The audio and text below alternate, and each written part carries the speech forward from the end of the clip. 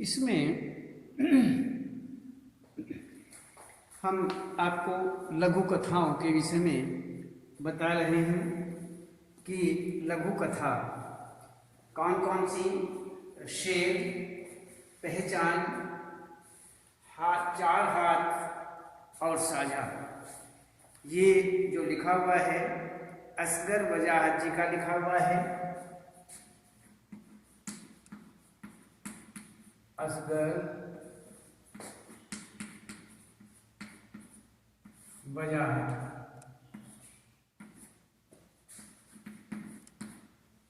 वजाहत जी। तो इसमें यहाँ पर हमने आपको इनके विषय में, वजाहत जी के विषय में बताया, इनका जीवन परिचय,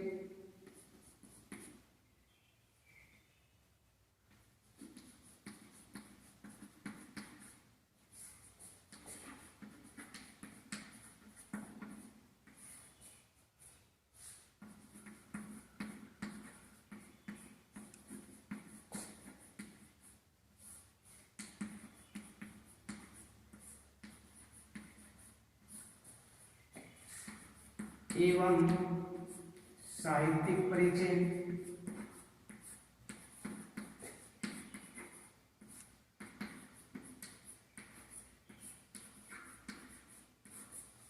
एवं साहित्यिक परिचय यहाँ पर आपको बताया गया, जिसके अंतर्गत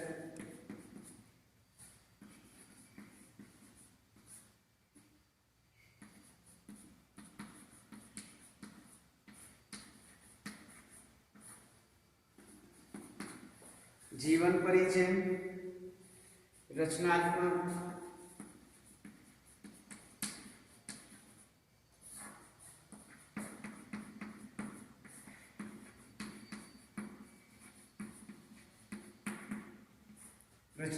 गतिविधियां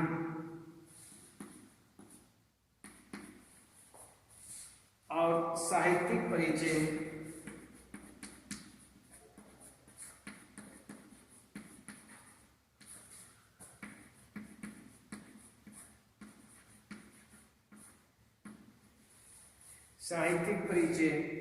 और भाषा शैली की विशेषताएं।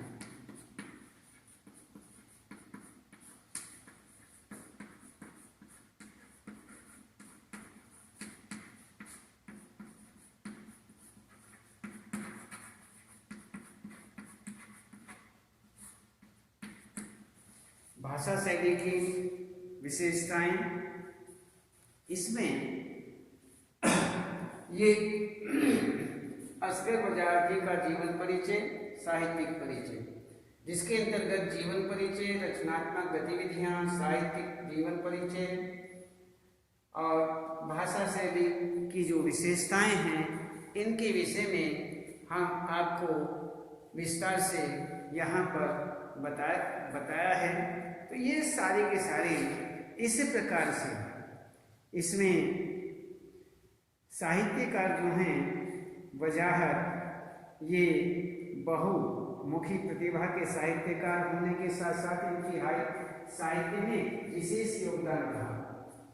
उन्होंने अपने साहित्य अर्थात रचनाओं में मजदूरों की पीड़ा, मजदूरों का शोषण, समाज में व्याप्त शोषित की दशा, किसानों की दुर्दशा आदि पर भी पूर्ण रूप से यहाँ पर व्यंग किया है। तो ये सारा हमने आपको बताया। इसके बाद हम आपको इसके पाठ के विषय में बता रहे हैं, पाठ के सार के विषय में आपको बताएंगे। अब आगे देखते हैं शेर। इसमें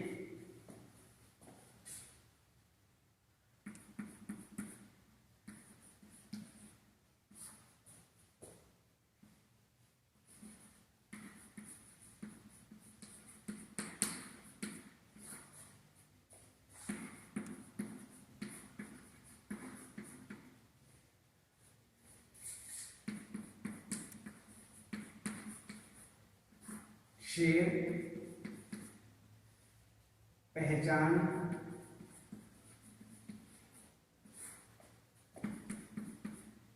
4 हाथ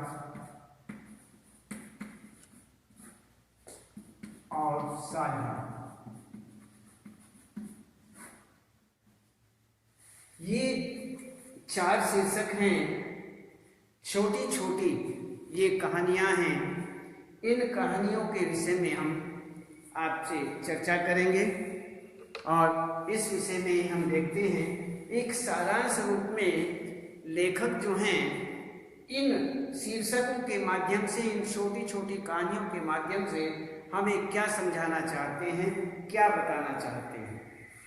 सबसे पहले हम इस विषय में जानकारी देंगे। तो शेर जो है यह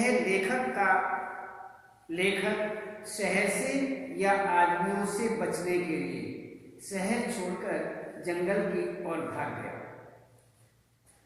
कहते हैं यहाँ पर, कहते हैं कि यहाँ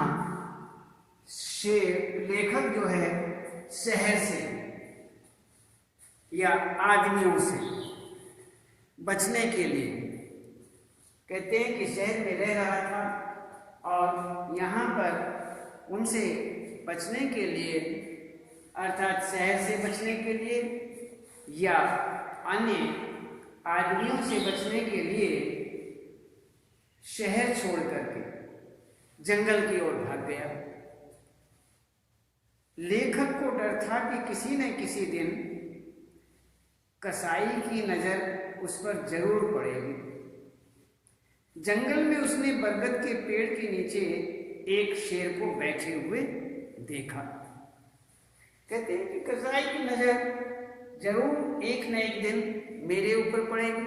तो अचानक उसकी नजर पड़ती है एक पेड़ के नीचे एक शेर को बैठे हुए वह देखता है, जिसका मुंह खुला हुआ था। मुंह जो है, शेर बैठा हुआ था और मुंह उसका खुला हुआ था। इस स्थिति में वो बैठा हुआ वहां पर मिलता है। तो शेर को व्यवस्था का प्रतीक बताया गया है। कहते हैं शेर जो है उसको व्यवस्था का प्रतीक माना जाता है, व्यवस्था का प्रतीक बताया गया है। और इसी ही बीच में शेर के डर के कारण वह एक झाड़ी के पीछे छिप गया। उसने देखा वह शेर सामने है तो उसे डर लगा। उस डर के कारण यहाँ पर बताते हैं कि वह एक झाड़ी के पीछे आ गया और वहीं छिप करके बैठ गया, वहीं छिप गया। तो वहां से उसने देखा, क्या देखता है कि जंगल के जानवर अपनी इच्छा से शेर के मुंह में प्रवेश करके उसके पेट में समाते जा रहे हैं। उसने आराम से वहां छुप करके देखा, क्या देखा कि जंगल के जो जानवर हैं वह आ रहे हैं और शेर के मुंह में अंदर घुस करके उसके पेट में समा रहे हैं, अर्थात उसके पेट में स्वतः ही जा रहे हैं। उसे कहने की आवश्यकता ही नहीं पड़ रही है। तो इस प्रकार से यहां पर सारे के सारे उसके पेट में समाते जा रहे हैं। शेर दिखने में तो अहिंसावादी लगता है कि वो अहिंसावादी दिखाई दे रहा है, कोई हिंसा नहीं कर रहा। क्यों? सभी जानवर स्वतः ही उसके मुख में जा रहे हैं, उसके पेट में जा रहे हैं। तो यहां पर अहिंसावादी प्रतीत होता है, परंतु फिर भी सभी जानवर उसके पेट में समाते जा रहे हैं। वो अहिंसावादी है ये दिखाई दे रहा है, अहिंसावादी है, हिंसावादी नहीं है, वो हिंसक नहीं है। वो कब हिंसा कर रहा है? स्वतः ही सभी जानवर स्वतः ही उसके पेट में जा रहे हैं, उसके मुख में जा रहे हैं, उसके पेट में समाते जा रहे हैं। तो जब लेखक ने जानवरों से शेर के मुंह में इस प्रकार जाने का कारण पूछा तो सबने अलग अलग कारण बताए। अब लेखक को यहाँ इस प्रकार मन में आया कि ऐसा क्यों है, इसलिए जानवरों से पूछा जाए। तो जानवरों से शेर के मुंह में इस प्रकार जाने का कारण जब पूछा तो सबने अपना अलग अलग कारण बताया। एक कारण किसी ने भी नहीं बताया, सबने अलग अलग कारण बताया। तो गधे ने बताया कि शेर के मुंह में घास का बड़ा मैदान है। कहते हैं गधे से जब पूछा गया तो गधे ने कहा कि इसके पेट में, शेर के पेट जो है उसमें बहुत बड़ा घास का मैदान है, इसलिए हम इसके पेट में जा रहे हैं। तो वहाँ पर वह आराम से रहेगा और उसे खूब घास खाने को मिलेगी, इसलिए जा रहे हैं कि इसके पेट में, शेर के पेट में हरियाली अर्थात हरे घास का मैदान है, इसलिए वहाँ जाएंगे, आराम से रहेंगे, घास खाएंगे और जीवन बिताएंगे। तो इस प्रकार से तो लोमड़ी से यदि पूछा गया, लोमड़ी ने कहा कि शेर मुंह में रोजगार का दफ्तर है। शेर का जो मुंह है उसके मुंह में रोजगार मिलता है, रोजगार का दफ्तर है, वहां वह नौकरी पाने के लिए आवेदन करेगी। उसके मुंह में नौकरी का दफ्तर है, इसलिए वहां जाकर के आवेदन करेगी, निवेदन करेगी। तो उल्लू को शेर के मुंह में स्वर्ग दिखाई दे रहा था। जब यहाँ पर उल्लू से पूछा तो उसने यही बताया कि इसके मुंह में स्वर्ग दिखाई दे रहा है। वह मोक्ष पाने के लिए उसके पेट के अंदर जा रहा था कि जिससे मोक्ष की प्राप्ति हो जाए। लेखक ने देखा कि कुत्तों का एक समूह भी शेर के मुंह में समाता जा रहा है। उसने ऐसा भी देखा कि बहुत सारे कुत्ते हैं, उनका पूरा समूह है, वह समूह भी शेर के मुंह में समाता जा रहा है। तो उसने चिल्लाकर उन्हें रोकना चाहा, लेकिन वे नहीं रुके। कहते बहुत सारे कुत्तों का समूह था, वह भी उसके पेट में, शेर के पेट में समाता जा रहा था। वो समाता जा रहा था तो उसने उन्हें चिल्ला करके रोकने का प्रयास किया, लेकिन वह कुत्तों का समूह जो है वह रुका नहीं। कुछ दिनों के बाद लेखक ने सुना कि शेर अहिंसावादी और सह अस्तित्ववाद का समर्थक है और वह जानवरों का शिकार नहीं करता है। बाद में लेखक जो है उसे कुछ समय के बाद ऐसा सुनाई दिया कि वो अहिंसावादी है,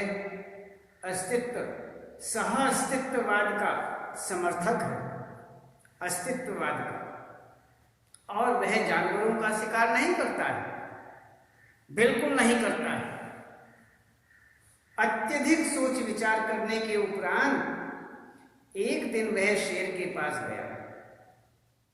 उसने देखा कि शेर आंखें बंद किए बैठा था और उसका ऑफिस स्टाफ काम को निपटा रहा था। लेखक के पूछने पर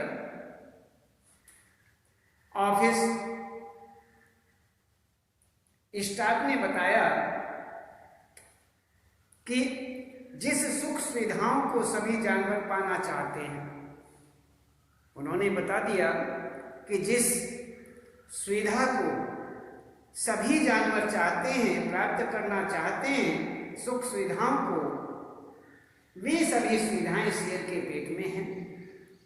जब लेखक ने इस बात का सबूत मांगा, तब स्टाफ ने सबूत से अधिक महत्वपूर्ण विश्वास को बताया कि यदि विश्वास न हो तो विश्वास करके देख लीजिए, आप वहां जाकर के देख लीजिए। कहा कि सबूत क्या करोगे? सबूत से महत्वपूर्ण जो होता है वो विश्वास होता है। यदि आपको विश्वास है तो सबूत की आवश्यकता नहीं है। तो यहाँ पर साथ ही कहा कि बाहर जो रोजगार का दफ्तर है वह झूठा है। बाहर तो रोजगार का दफ्तर जो है वो झूठा है, लेकिन पेट में जो है वो बिल्कुल सही है, सच्चा है।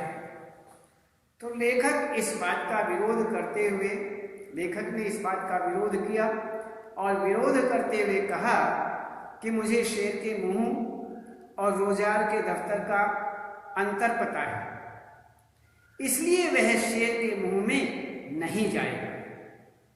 लेखक का इस प्रकार विरोध और शेर के मुंह में जाने से मना करने पर शेर दहाड़ा और उसकी ओर झपट पड़ा। तो यहाँ पर ये बताया गया है कि यहाँ एक जो दिखाई देने वाला एक अहिंसावादी प्रतीत होता है वो अहिंसावादी नहीं है। वो अहिंसावादी कैसे हुआ? वह उन्हें अपने जाल में हर प्रकार से फंसा रहा है। तो इस प्रकार से हमें कभी भी इन धोखेबाजों से बचना चाहिए। कभी इनके धोखे में नहीं आना चाहिए। इनके धोखे में आएंगे तो अपने जीवन से हाथ धो बैठेंगे। इसीलिए ये जितने भी हैं ये सब धोखा देने वाले हैं। जिस प्रकार से शेर की आपको कहानी सुनाई कि वह बेचारे जीवों को बहका करके और गलत बता करके, गलत रास्ता दे करके वह अपने पेट की पूर्ति कर रहा है, अपनी खुदा को शांत कर रहा है। तो इस प्रकार से इनके झांसे में नहीं आना चाहिए। आगे कहते हैं एक छोटा सा, ये तो शेर के बताया आपको, एक पहचान नाम से है। उस पहचान के विषय में हम देखते हैं कि एक राज्य के राजा को अपनी प्रजा अंधी, गूंगी और बहरी ही पसंद आती है। ये तो निश्चित है। कोई राजा है और उसके राज्य में यदि कोई बहरा है, गूंगा है, अंधा है, तो वह सहज उसकी बातों को अच्छी तरह से मान करके चलेगा, उसके कहे अनुसार चलेगा, अन्यथा उसके कहे अनुसार क्यों चलेगा? यदि वो समझदार है, अंधा नहीं है, वो बुराइयों को देखता है, गूंगी होनी चाहिए। यदि वह बोल नहीं सकता तो क्या बुराइयों के विषय में क्या बताएगा? और यदि प्रजा बहरी है तो क्या सुनेगा? गलत बातों को कैसे सुनेगा?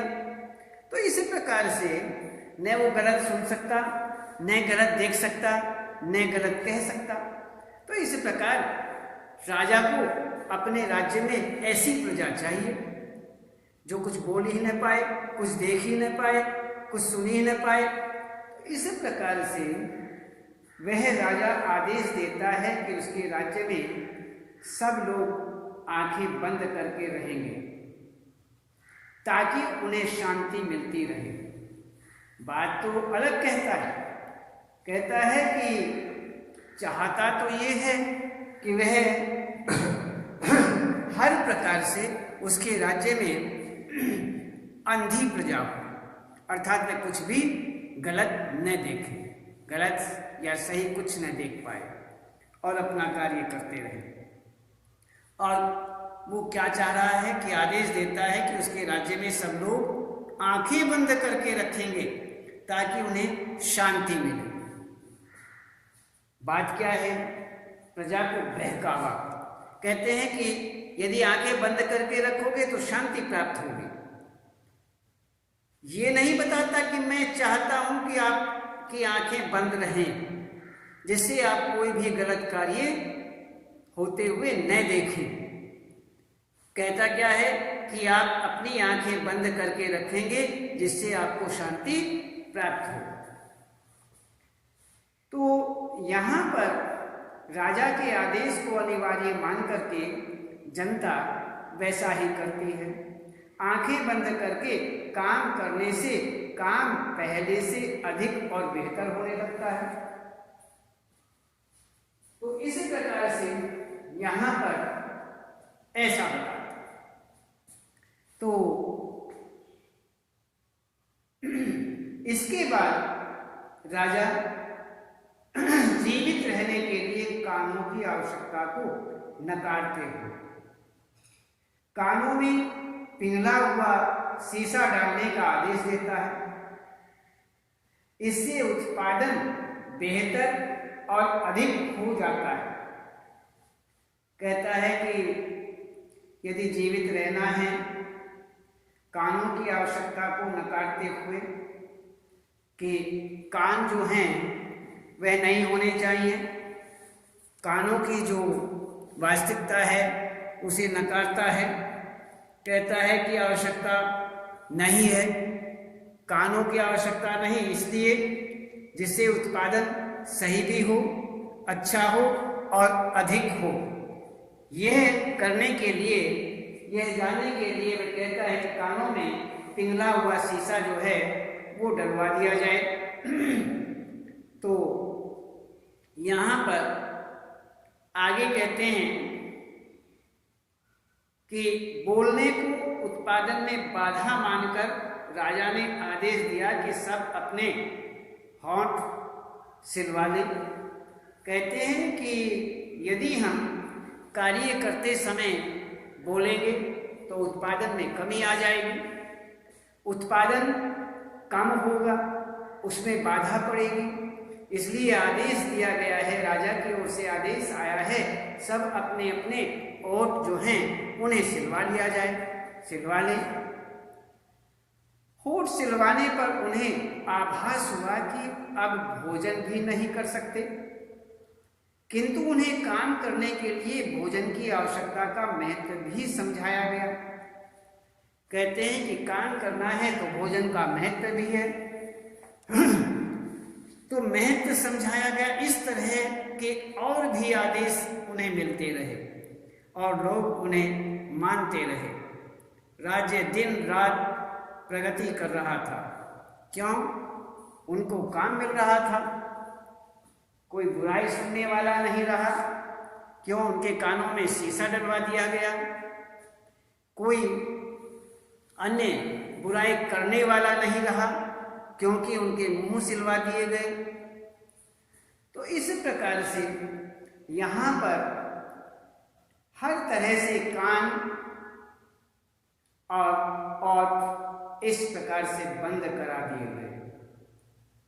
तो यहाँ पर एक दिन जब खैराती रामू और छिद्दू ने अपनी आंखें खोलकर अपने राज्य की प्रगति को देखना चाहा,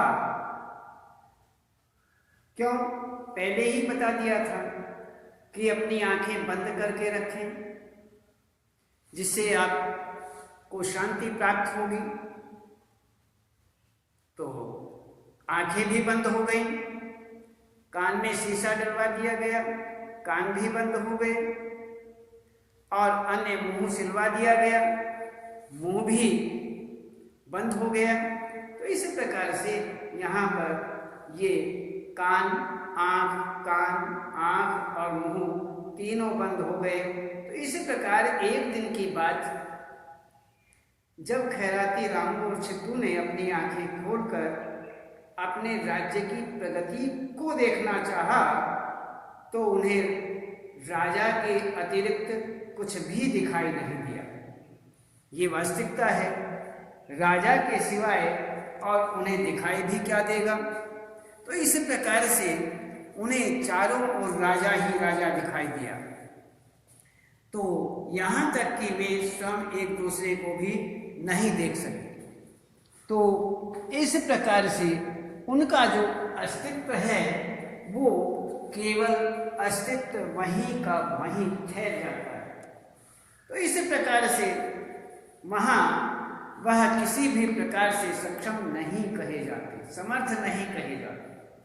और वह अपने लिए जब वह आंखें खोल करके देखते हैं तो वहाँ पर चारों ओर राजा ही राजा दिखाई देता है, उसकी ही प्रगति चारों ओर दिखाई देती है। तो इस प्रकार से यहाँ पर पहचान नाम से आपको ये बताया गया। और हम ये देखते हैं, अब हम देखते हैं चार हाथ। एक मिल मालिक अर्थात पूंजीपति अपने व्यवसाय को, उनका अपना व्यवसाय है, उस व्यवसाय को बढ़ाने में जुटा हुआ था। एक मिल मालिक था, वह हर प्रकार से अपना जो उसका व्यवसाय था, उसका कार्य था, उसका जो व्यापार था, उसे बढ़ाने का प्रयास कर रहा था। तो एक दिन उसके दिमाग में एक अजीब ख्याल आता है कि यदि मजदूरों के चार हाथ हो जाएं, चार हाथ यदि उनको लगा दिए जाएं, तो उनके चार हाथ हों तो उत्पादन में लाभ दुगना हो जाएगा। क्यों, दो हाथों का जो काम है, जितना दो हाथ काम करते हैं, यदि चार हाथ होंगे तो दुगना काम होगा, अधिक काम होगा। तो इस बात को वह विचारता है, सोचता है, लेकिन उसके सामने समस्या यह आती है कि इस काम को कौन करेगा। उसे इसका हल वैज्ञानिकों में दिखाई देने लगा कि इसको करेगा कौन। तो जो वैज्ञानिक हैं, वैज्ञानिक यदि इस काम को करेंगे तो ही संभव हो सकता है।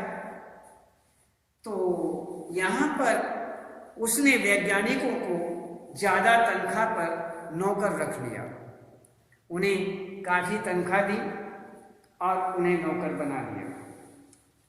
कई साल तक शोध करने के बाद, कई वर्षों तक खोज होती रही, शोध होता रहा और वैज्ञानिकों ने उसे बताया कि आदमी के चार हाथ होना असंभव है। अर्थात कई वर्षों तक शोध हुआ और शोध करने के बाद उन्होंने कहा कि आदमियों को चार हाथ लगना संभव नहीं है, असंभव है। तो इस प्रकार जब उसने असंभव वाली बात कही, यह सुनकर मिल मालिक नाराज होकर के उन्हें नौकरी से निकाल देता है। तो उसी समय वह नौकरी से निकाल देता है तथा स्वयं इस काम को पूरा करने में जुट जाता है। सोचता है कि ये संभव बता रहे, असंभव बता रहे हैं, ऐसा कोई कार्य नहीं है जो असंभव हो। इसलिए उन वैज्ञानिकों को वह नौकरी से निकाल देता है और अपने आप उस कार्य में जुट जाता है, लग जाता है कि इस कार्य को मैं स्वयं ही संभव करूँगा। इस प्रकार विचार करके वह काम करता है। तो वह विभिन्न उपाय करके मजदूरों को अपंग करके उन्हें मशीन बना देना चाहता था, जिससे उत्पादन अधिक से अधिक हो। इसलिए वह चार हाथ बनाने के लिए मजदूरों के शरीर में कटे हुए हाथ, लकड़ी के हाथ और लोहे के हाथ लगाने का प्रयास करता है। वो चाहता है लकड़ी के हाथ लगा दिए जाएं, लोहे के हाथ लगा दिए जाएं, या फिर कटे हुए हाथ जो हैं उन्हें लगा दिए जाएं। परंतु लोहे के हाथ लगाने से मजदूरों की मृत्यु होने लगती है। एक दिन उसे यह बात समझ में आती है, तो यदि वह मजदूरों कि मजदूरी आधी करके मजदूरों की संख्या बढ़ा देता है तो हाथ बढ़ाए जा सकते हैं। देखो कितना बड़ा उसने विचार किया कि जो गरीब हैं उनकी नौकरी आधी कर दी जाए, घटा दी जाए और मजदूरों की संख्या बढ़ा दी जाए। यदि 10 कार्य एक मजदूर करता है, अपने दोनों हाथों से 10 काम करता है और उसे 1000 रुपया मिलता है, तो यदि उसके 500 रुपये घटा दिए जाएं, 500 रुपये कम कर दिए जाएं, उसे 500 रुपये देना प्रारंभ कर दिया जाए और वहाँ एक मजदूर के बजाय 2 मजदूर रख लिए जाएं, तो एक मजदूर अपने दोनों हाथों से काम करेगा, दूसरा भी दोनों हाथों से काम करेगा, 4 हाथ हो गए। कार्य 10 काम के बजाय 20 काम होने लगे, दुगना कार्य होने लगा। लेकिन जो उनकी नौकरी है, तनख्वाह है, वह 1000 की 1000 ही रही। क्यों? पहले मजदूर के 1000 न होकर के 500 कर दिए गए, घटा दिए जाए और 500 उसको दे दिए गए, तो मजदूरी तो उतनी की उतनी ही रही, तनख्वाह तो उतनी की उतनी ही रही, लेकिन 4 हाथ हो गए।